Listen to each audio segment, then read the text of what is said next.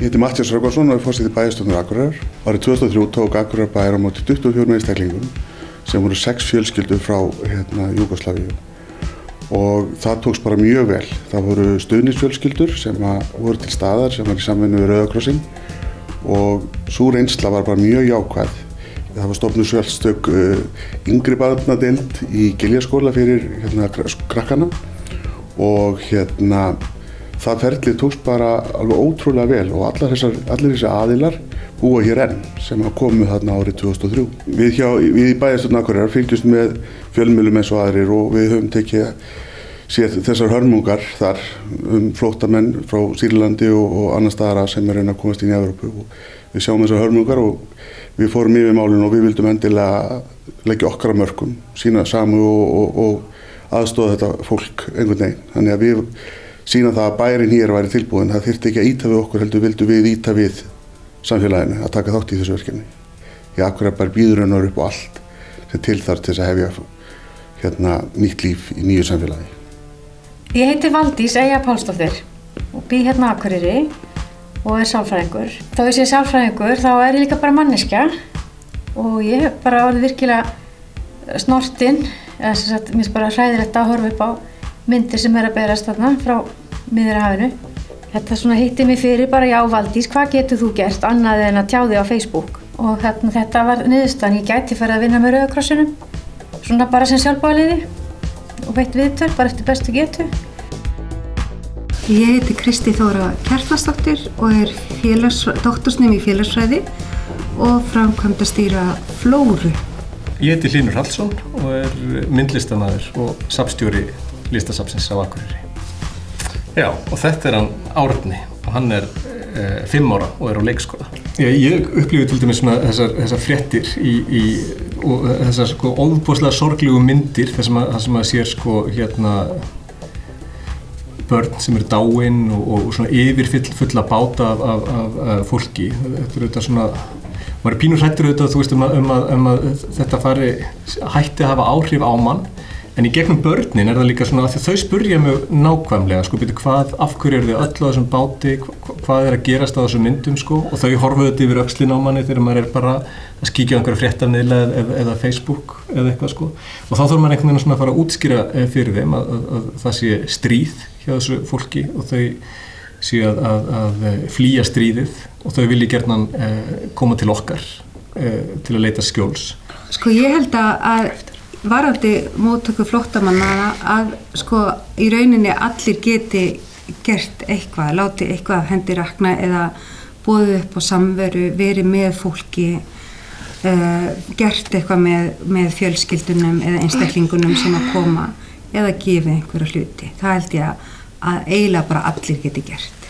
Ég held kannski að það sé allir sem vilja láta eitthvað af hendi rakna eða geta boðið upp á eitthvað til þess að þjónusta þetta fólk og hjálpa því að aðlagast, að það sé mikilvægt að sú hjálp sé þegin. Þess vegna finnst mér frábært að Rauði krossinn sé byrjar bara að skrá niður alveg bara allir sem að hafa boðið fram aðstöð og það sé þá bara gert alveg systematískt þannig að það sé þá tilbúið þegar þau koma.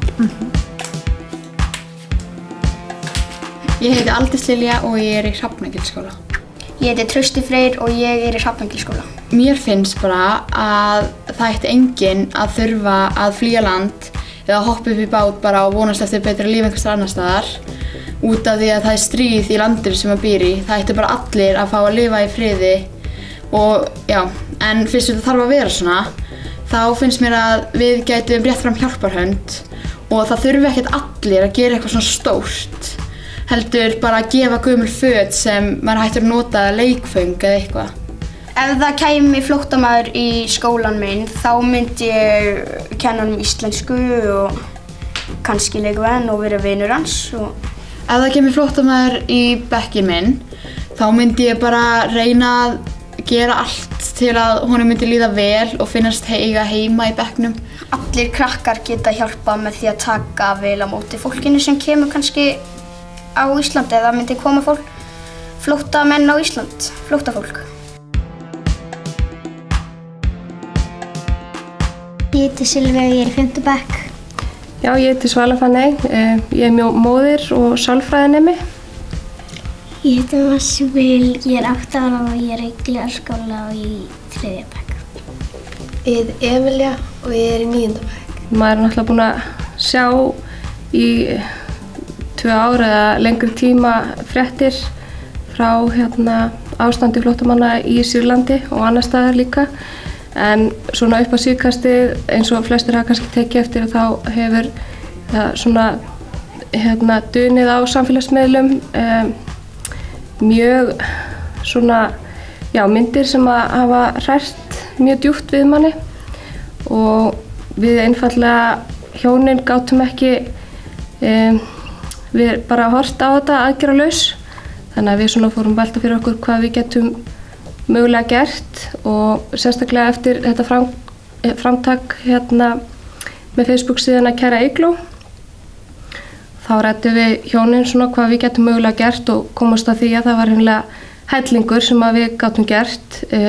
Bæði eigum við húsaskjól og mat, fatnað, dót, meira en nóg af öllu og viljum endilega deila því með okkur og reyna að verða til þess að eitthvað af þessum flóttamönnum geti öðlast betra líf hér á Íslandi. Hvað voru þið að tala um að? Að halda tombólu til styrktar þeirra flóttamannanna, gefa föt, gefa vináttuna og gefa bara dót og húsaskjól fyrir þá sem hafa ekki neitt stað. Ég myndi leyfa henni að gista inn í herberginu mínu og leyfa henni að fá borða það og svoleiðis. Þetta náttúrulega forréttindi að geta átt heima á svona landi sem friður og nóg mat og föt og þannig að mér finnst eiginlega sjálfsagt að við getum hjálpað öðrum með því að gefa það sem við eigum. Af því við eigum nóg að því.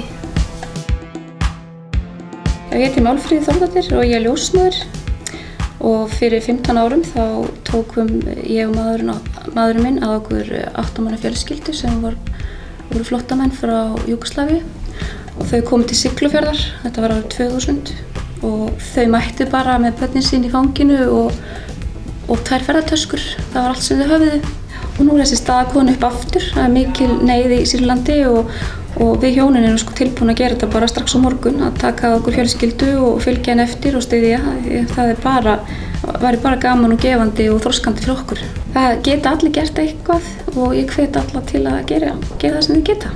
Ég heiti Sigrún Finnsdóttir og starfa sem markþjálfi.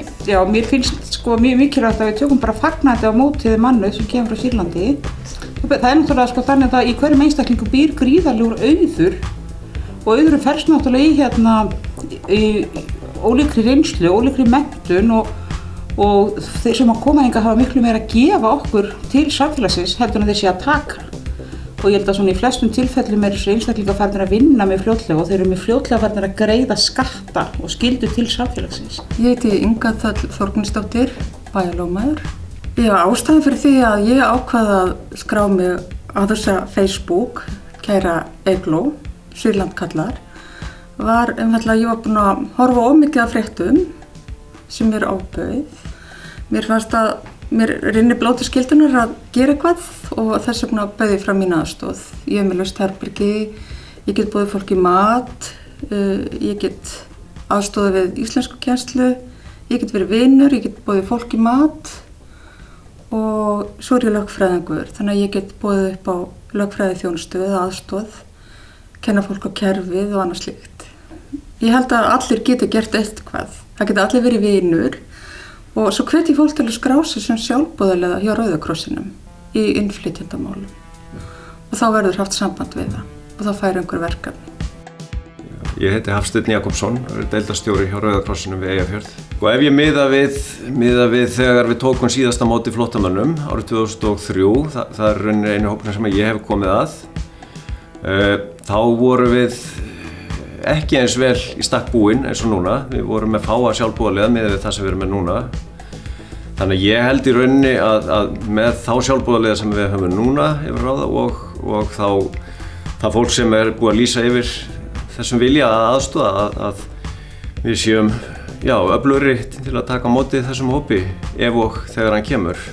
Ég held að í rauninni geti allir gert eitthvað. Í raun og veru þeir sem að vilja aðstoða okkur geta farið inn á heimasíðu Rauða krossins, rauðikrossin.is, og þar er hægt að skrá sig sem sjálfboðaliða og í rauninni velja úr þeim verkefnum sem að þegar eru til standa til boða.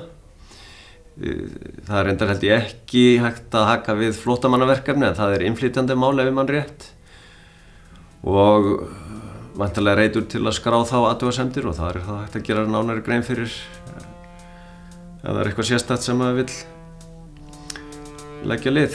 Þetta skal ég gera. Þetta skal ég gera. Þetta skal ég gera. Þetta skal ég gera. Þetta skal ég gera. Þetta skal ég gera. Þetta skal ég gera. Þetta skal ég gera. Þetta skal ég gera. Þetta skal ég gera. Þetta skal ég gera. Þetta skal ég gera. Akureyrarbær mun ekki láta sitt eftir liggja þegar kemur að aðstoð við flóttamenn sem koma til Íslands.